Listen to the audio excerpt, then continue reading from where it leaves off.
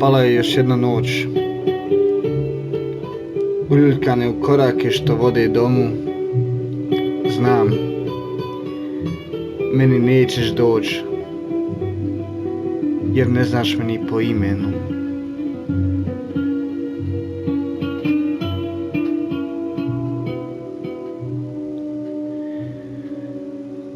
A već dugo tvoj miris znam,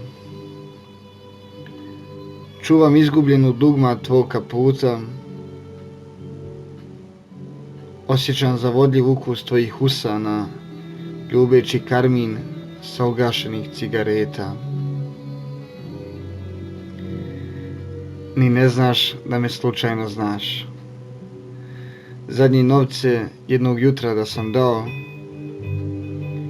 i da si do podne na ramenu mogla da spavaš, ali sam odmah iz tvog doma otišao.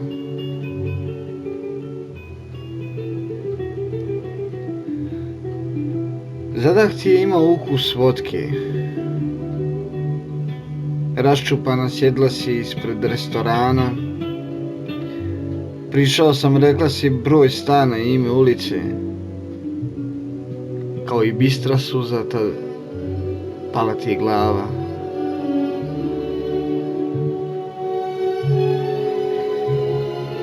I od tada svakog dana na klupi sjedim preko puta tvoga stana, čekajući da izađeš u crvenom kaputu što mu fali 2 dugmeta.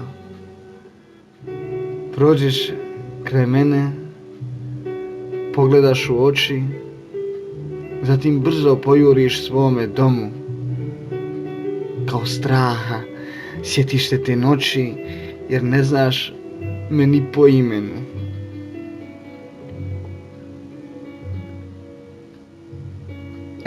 Da si bila moja draga, ne bi nikad bila tako uplakana. Zato sad, preplašena, puna boli, bez omiljenog kaputa, gledaš u oči jednog stranca. Ja naposljetku samo hoću da vratim ono što je tvoje, a ti da podariš slobodu srcu i meni daš što je moje.